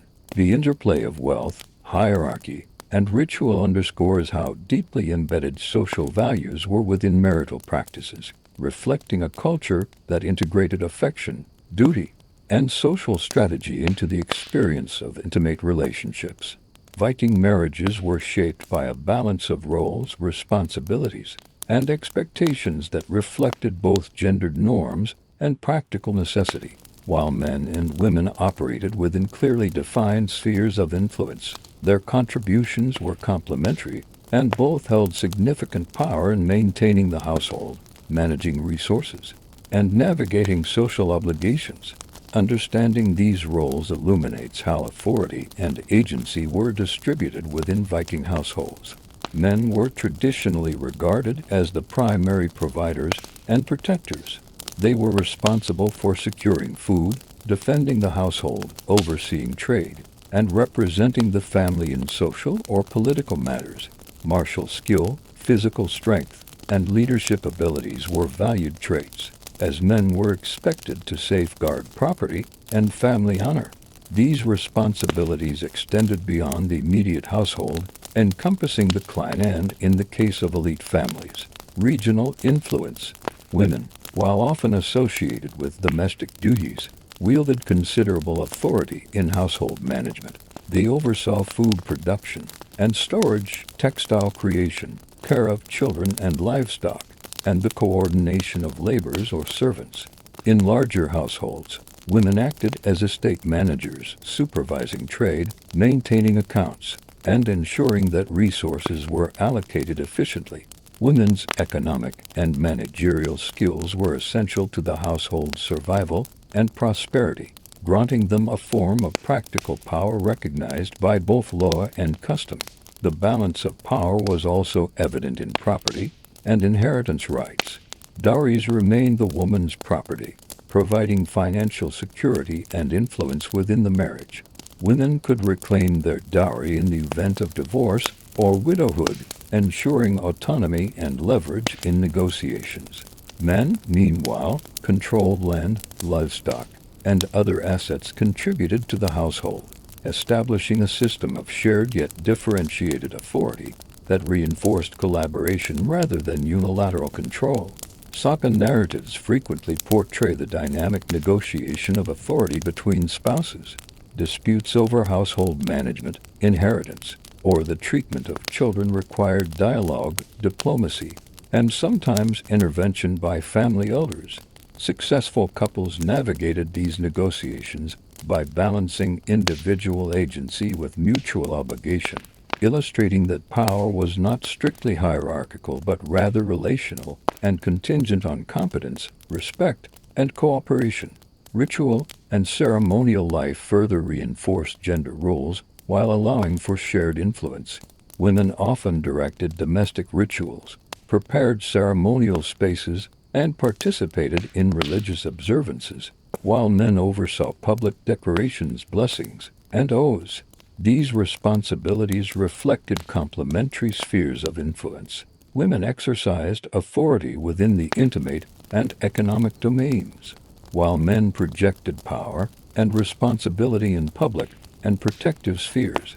Together, These roles maintained household stability and ensured that both partners contributed to social and spiritual obligations. Education and skill development also reflected gendered expectations. Boys were trained in hunting, combat, navigation, trade, and leadership, preparing them to fulfill their roles as providers, protectors, and political actors.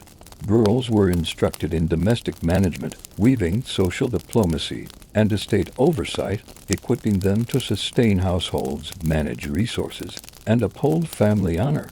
However, these roles were flexible. Saga accounts describe women who engaged directly in trade, negotiated property disputes, or participated in defense, and men who assisted with domestic tasks, reflecting a pragmatic adaptation to circumstance.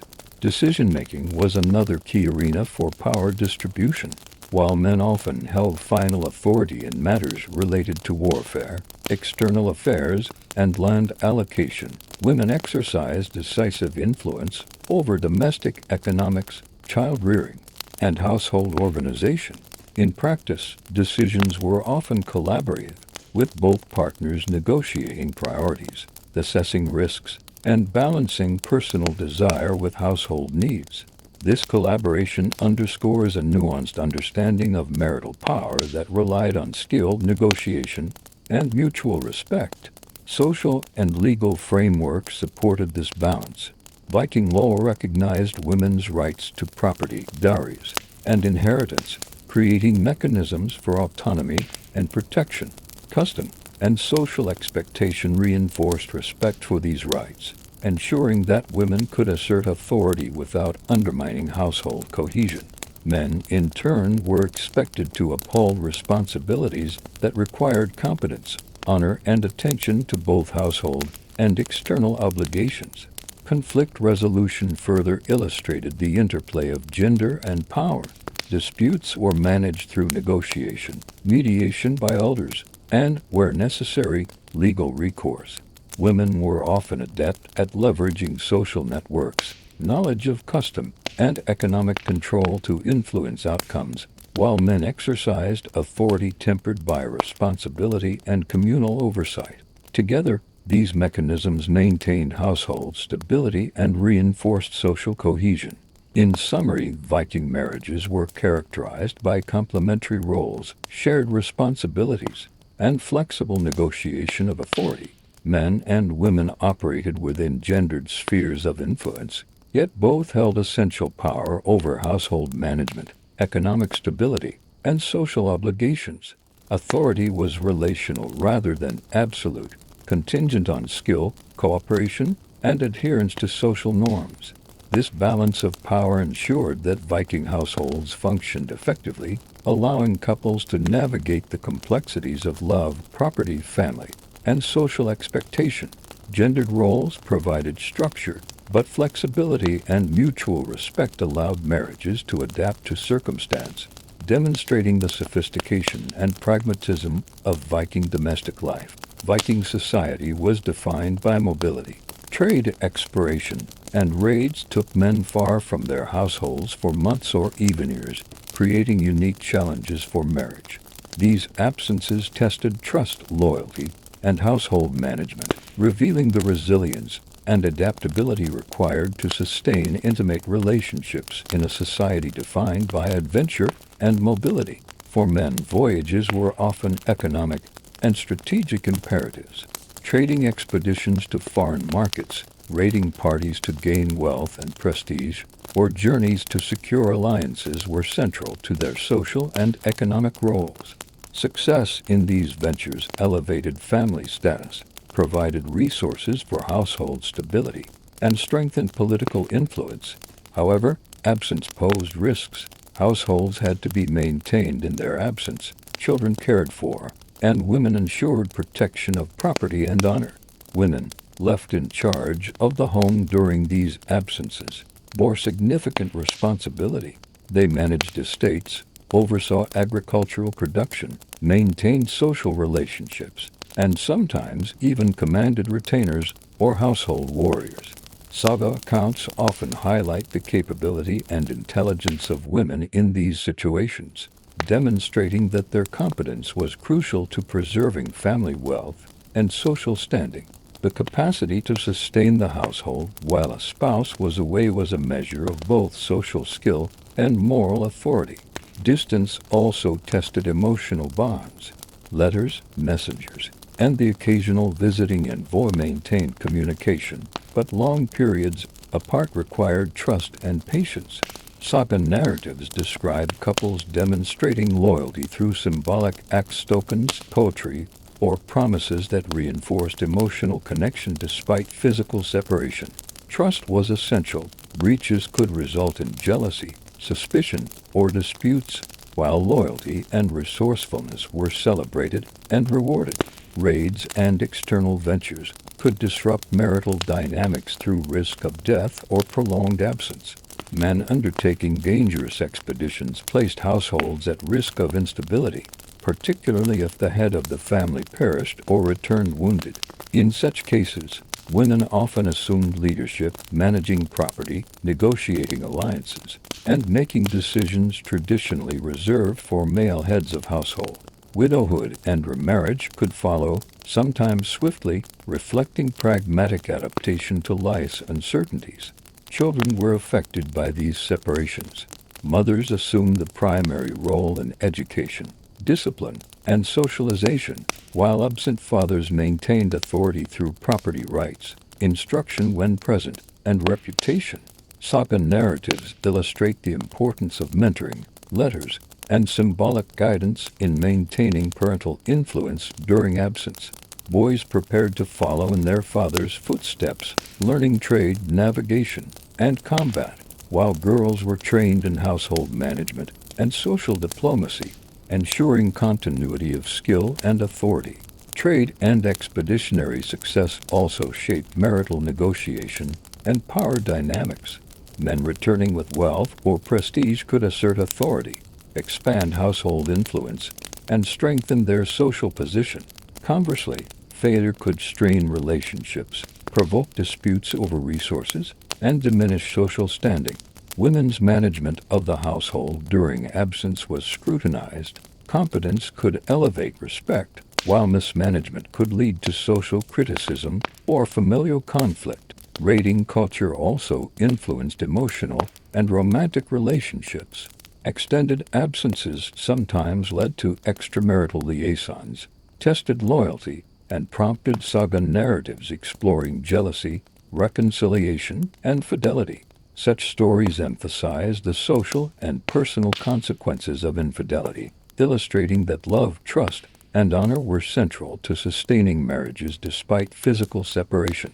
Travel, raids, and external ventures also reinforced the importance of community networks. Neighbors, extended family, and retainers often assisted in household management, mediation, and protection during absences. These networks mitigated risk, maintained continuity, and enabled women to exercise authority in ways that complemented the absent husband's strategic endeavors. Ultimately, Viking marital dynamics were deeply intertwined with the demands of mobility and adventure. The ability to sustain household stability, nurture emotional bonds, and manage property and alliances during prolonged absences reflected both personal capability and the social expectations of the era. Marriages were resilient because they incorporated flexibility, trust, and shared responsibility, allowing couples to navigate the unpredictable realities of Viking life. Through these experiences, Vikings cultivated a sophisticated understanding of partnership. Love and loyalty coexisted with duty, strategy, and adaptation. Physical separation was not merely a challenge but an opportunity to demonstrate competence, resilience, and commitment, reinforcing the enduring bonds of marriage in a society defined by movement, risk, and adventure. In Viking society, marriage was not only a personal or social union but a crucial instrument of economic strategy. Alliances formed through marriage enabled families to consolidate wealth, expand trade networks, and secure resources vital for survival and status. Understanding the economic dimensions of Viking marriage reveals how deeply intertwined domestic life and material prosperity were in this society. One of the most significant aspects of economic strategy in marriage was the exchange of dowries and bride prices. A dowry or munder represented a woman's contribution to the household, often including land, livestock, silver, or valuable goods. In return, a bridegroom might offer gifts, labor, or property, reinforcing reciprocity and mutual obligation. These exchanges ensured that both families benefited materially from the union, creating a foundation for household prosperity and social leverage. Strategic marriages often aligned households with complementary resources. A family with extensive farmland might marry a daughter to a family controlling trade routes or valuable maritime assets, creating synergy between agriculture and commerce. Such unions maximize the household's ability to generate wealth, secure provisions, and maintain influence within the community. Saga accounts frequently highlight marriages that succeeded or failed based on the economic acumen and compatibility of the households involved. Trade networks were particularly influenced by marital alliances. A son or daughter married into a family engaged in overseas trade could gain access to markets, goods, and connections otherwise unavailable. These relationships enabled households to import luxury items, export surplus goods, and participate in regional or even international commerce. Marital ties thus functioned as strategic economic contracts, extending influence and opportunity beyond the immediate household. Dowries and inheritance arrangements also served as mechanisms for wealth preservation and growth. By carefully negotiating the terms of property transfer, families ensured that assets remained under control of trusted allies and descendants. Children born into these alliances inherited not only material wealth but also social capital, reinforcing the continuity and stability of family networks over generations. Marriage alliances could also mitigate economic risk. Families might arrange unions to protect property rights, resolve disputes over land, or consolidate fragmented holdings.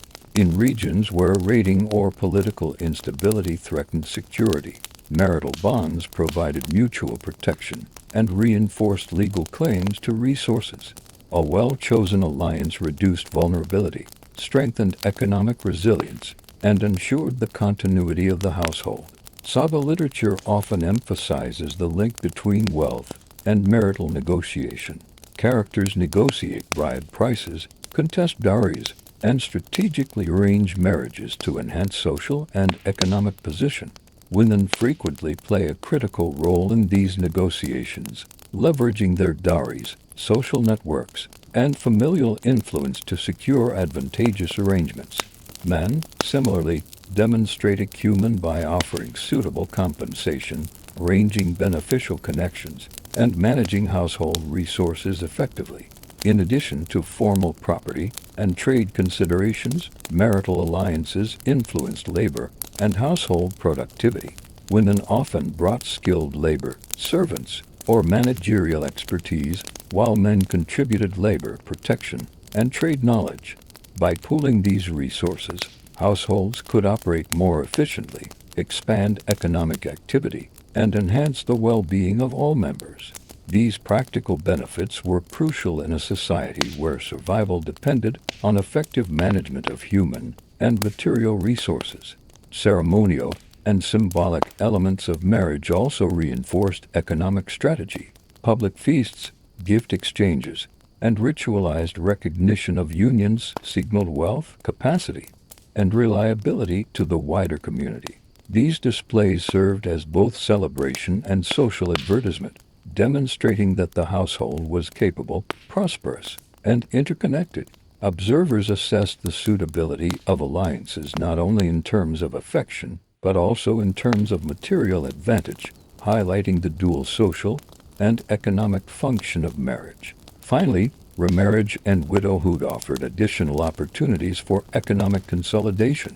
A widow with substantial dowry or property could remarry strategically, strengthening household resources and alliances. Widowers similarly sought partners who could enhance the household's wealth, social connections, or labor capacity. These arrangements reveal the pragmatism of Viking society. Marriage was both an emotional and economic enterprise, continuously adapted to circumstances to maximize stability and prosperity. In summary, Viking marriages were complex institutions that integrated emotional bonds with economic strategy. Through dowries, inheritance, trade alliances, and household management, couples and families reinforced their material security and social influence. These practices demonstrate that love, loyalty, and domestic partnership coexisted with strategic calculation, making marriage a central instrument in the economic, social, and political life of Viking society. Children occupied a central place in Viking marriages, serving as both emotional bonds and strategic instruments for sustaining lineage, wealth, and alliances.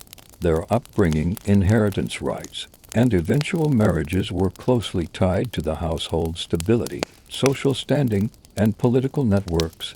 Understanding the role of children reveals how Viking marriages were as much about family continuity as they were about personal relationships. From birth, children were embedded in the household's economic and social structures. Sons were prepared for roles as warriors, traders, and estate managers, acquiring skills essential to protecting and expanding family resources. Daughters were trained in domestic management, weaving, trade facilitation, and social negotiation, equipping them to contribute effectively to the household and, later, to the strategic objectives of marriage alliances. These roles ensured that children could support household operations while reinforcing social cohesion. Inheritance was a critical aspect of family planning. Viking law recognized the rights of both sons and daughters, though distribution often favored male heirs in terms of land or leadership roles. Daughters typically received dowries that supplemented their marital household and secured economic security. Clear delineation of property and inheritance rights prevented disputes, stabilized family relationships, and maintained social order. Saga narratives frequently depict inheritance disputes, emphasizing the importance of legal frameworks and negotiation to preserve family cohesion. Marriage arrangements for children were often strategically motivated. Families arranged unions to strengthen alliances, expand influence, or consolidate wealth. A well-chosen marriage could secure access to trade networks, reinforce political bonds, or enhance household resources.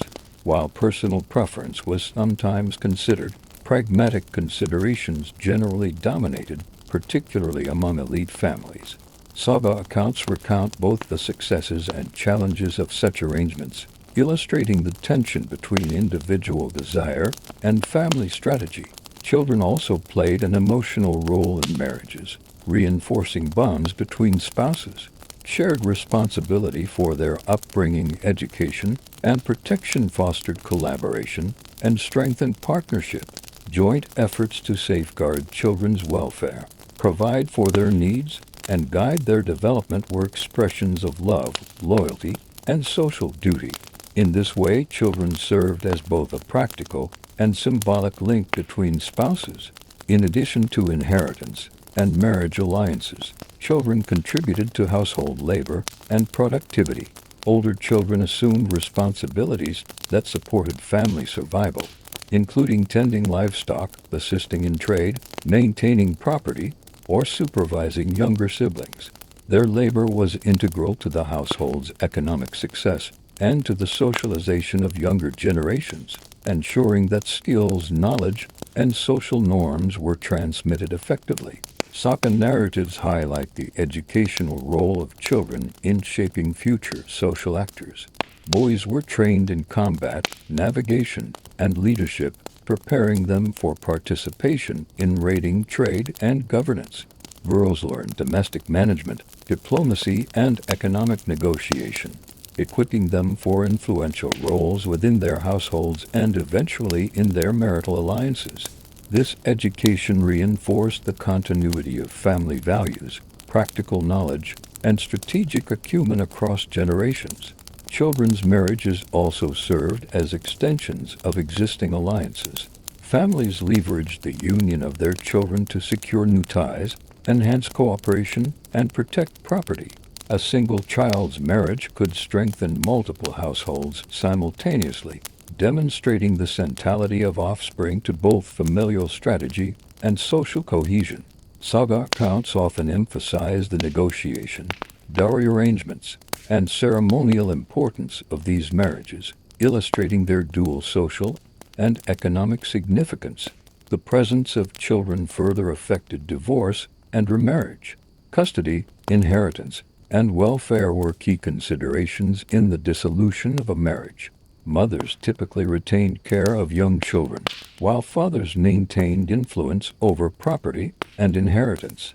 Remarriages were negotiated with children's interests in mind, reflecting the intertwined priorities of personal desire, household stability, and generational continuity. In conclusion, children were at the heart of Viking marriages, serving as economic contributors, strategic assets, social connectors, and emotional bonds. Their upbringing, inheritance, and eventual marriages ensured the continuity of family, clan, and household influence.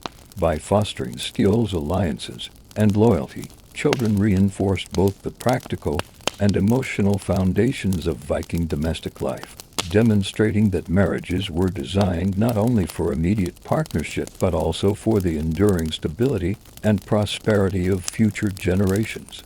Widowhood was a pivotal experience in Viking marriages, carrying both challenges and opportunities. The death of a spouse altered household dynamics, property arrangements, and social standing, requiring survivors to navigate grief, practical responsibilities, and strategic decisions about remarriage. How widows and widowers responded to these changes offers insight into the resilience, pragmatism, and social structures of Viking society. For women, widowhood often conferred significant autonomy. A widow retained control over her dowry and, in many cases, management of the household and property.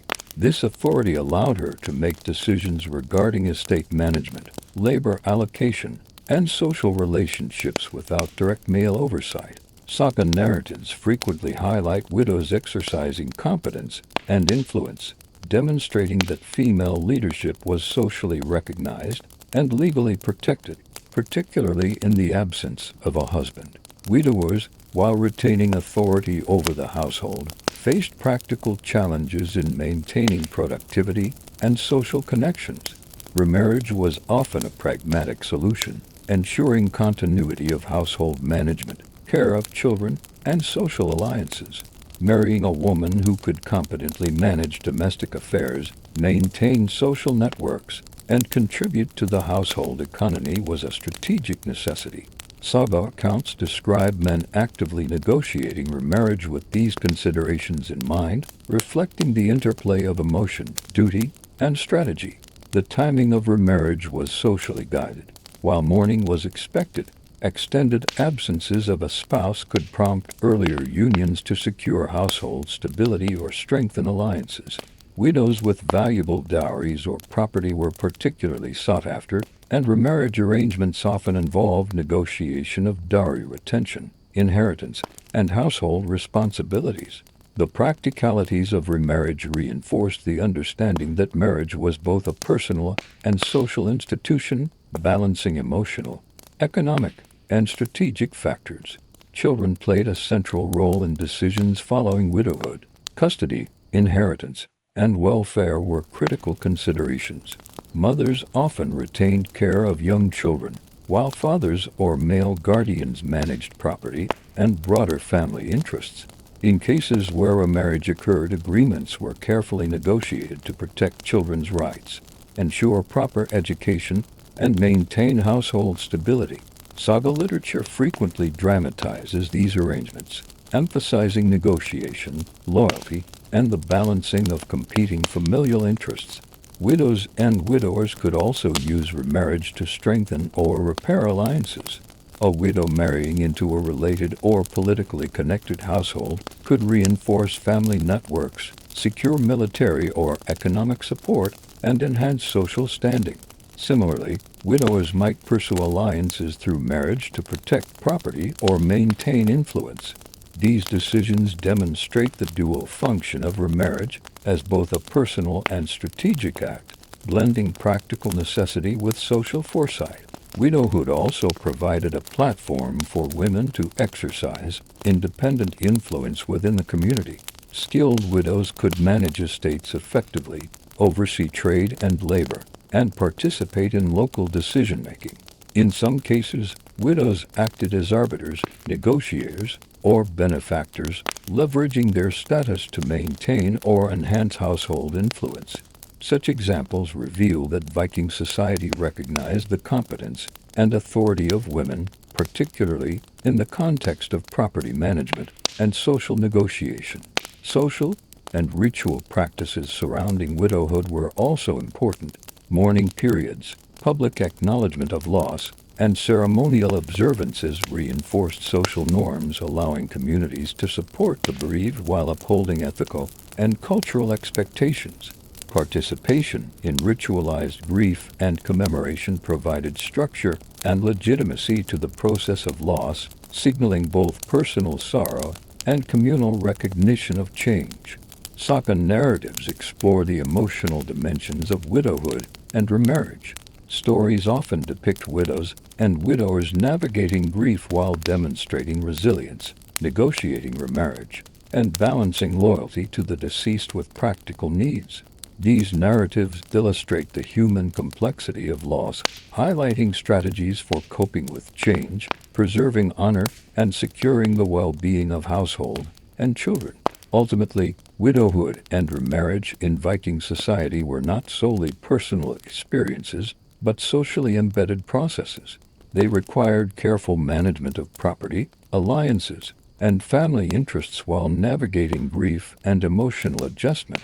By providing legal rights, social support, and recognized avenues for remarriage, Viking culture ensured that households could remain stable, children were protected, and social networks continued to function. The practices surrounding widowhood reveal a society that combined pragmatism, resilience, and foresight, balancing personal loss with communal responsibility and strategic continuity. Love, loyalty, and emotional bonds persisted, but practical considerations and social obligations guided responses to the inevitable challenges of mortality. Viking marriages were not only practical arrangements or social contracts, they were deeply woven into the cultural fabric through ritual, storytelling, and commemoration. These practices celebrated love, honored loyalty, and preserved the legacy of households across generations. By examining the symbolic and narrative aspects of marital life, we gain insight into how Vikings understood relationships as both personal and social institutions. Wedding ceremonies themselves were rich in symbolism, linking the couple to ancestral traditions, spiritual authority, and communal bonds. Rituals often included oaths, blessings, feasts, and gift exchanges. These acts were not merely ceremonial, they communicated expectations of loyalty, cooperation, and mutual responsibility. The public nature of these events ensured that the community witnessed and acknowledged the legitimacy of the union, reinforcing social accountability alongside personal commitment. Feasts were central to marital ritual.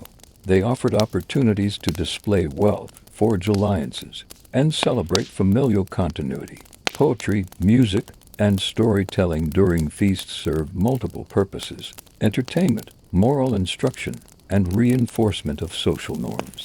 Skaldic verses might praise the virtues of the bride or groom, recount heroic deeds, or reflect on the ethical dimensions of loyalty and love. Through these performances, the ideals of marital fidelity, courage, and cooperation were communicated to both the couple and the community. Saga literature provides vivid examples of how narratives shaped perceptions of marriage. Stories recounted successful unions, highlighting harmony, loyalty, and joint achievement, as well as cautionary tales of conflict, betrayal, or mismanagement. These narratives functioned as both entertainment and moral instruction, offering models for behavior in love, household management, and social negotiation. Through saga storytelling, lessons about honor, compromise, and strategic thinking were embedded within the collective cultural consciousness. Commemorations extended beyond weddings. Important milestones, births, coming-of-age ceremonies, and anniversaries reinforced the social and emotional bonds within the household. Rituals honoring deceased spouses or ancestors emphasized continuity, respect, and loyalty across generations. These observances linked the living to the past, ensuring that family values, property claims, and social alliances remained recognized and preserved. Poetic and oral traditions also served as vehicles for legacy and reputation. Skalds composed verses that immortalized couples, chronicled acts of loyalty, and celebrated the management of households and estates. Such poetry elevated ordinary domestic achievements to heroic status, reinforcing the cultural ideal that marital success was both a personal accomplishment and a contribution to communal stability. The performance of these works in public gatherings connected private relationships to broader social recognition. Marriage rituals and commemorations often intersected with religious and spiritual practices. Couples sought blessings from deities, performed offerings, or invoked ancestral spirits to ensure fertility, prosperity, and household harmony. Such spiritual elements underscored the sacred dimension of marriage, reinforcing the notion that love, fidelity, and cooperation were intertwined with cosmic and moral order. These practices integrated the personal, social, and spiritual dimensions of marital life, highlighting the holistic understanding of relationships in Viking culture. Storytelling also served to reinforce lessons about loyalty and social responsibility. Tales of betrayal, heroic fidelity, or wise negotiation provided examples of behavior to emulate or avoid. They taught audiences that marriages were not isolated events, but interconnected with the well-being of households, the distribution of wealth, and the maintenance of alliances. By transmitting these lessons orally, Vikings ensured that cultural knowledge about love, marriage, and family responsibility was preserved across generations. Commemorations, whether through poetry, ritual, or feasting, also emphasized the continuity of legacy. Children, grandchildren, and wider kin networks were reminded of household history, property arrangements, and social obligations. Such practices reinforced social cohesion, communicated norms of loyalty and honor, and ensured that the household's accomplishments were recognized and remembered. In this way, marriage was not only about immediate partnership but also about establishing enduring social and cultural capital. Through rituals, storytelling, and commemoration, Viking society wove love, duty, and social responsibility into a cohesive framework that guided marital conduct. Couples were celebrated for loyalty, competence, and strategic acumen, while transgressions were recorded as cautionary tales. These cultural practices reinforced the idea that marriage was simultaneously a personal bond, a social institution, and a legacy to be preserved for future generations. Ultimately, the symbolic and narrative dimensions of Viking marital life ensured that relationships were meaningful, socially accountable, and culturally resonant. Through feasts, poetry, ceremonies, and stories, Vikings celebrated the interplay of love, loyalty, and strategy, preserving the sophisticated understanding of marriage that encompassed emotional, practical, and spiritual dimensions. The marital practices of Viking society left a lasting imprint on cultural understanding of love, loyalty, and family structure. While Viking marriages were deeply contextual, rooted in political alliances, economic strategy, and social norms, they also encompassed emotional depth, personal negotiation, and practical wisdom.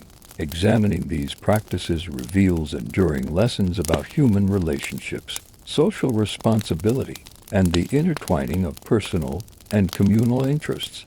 One of the most notable aspects of Viking marriages was their integration of strategy and emotion. While political alliances, property management, and inheritance were crucial, emotional bonds were recognized and nurtured. Saga narratives depict couples navigating passion, loyalty, and compromise, demonstrating that love was not separate from practical concerns but intertwined with duty, honor, and social expectation. This integration underscores the sophistication of Viking social thought, in which relationships were simultaneously personal, familial, and political. Viking marital practices emphasized mutual responsibility and collaboration. Husbands and wives held distinct yet complementary roles. Men provided protection, trade, and military leadership, while women managed households, resources, and domestic diplomacy.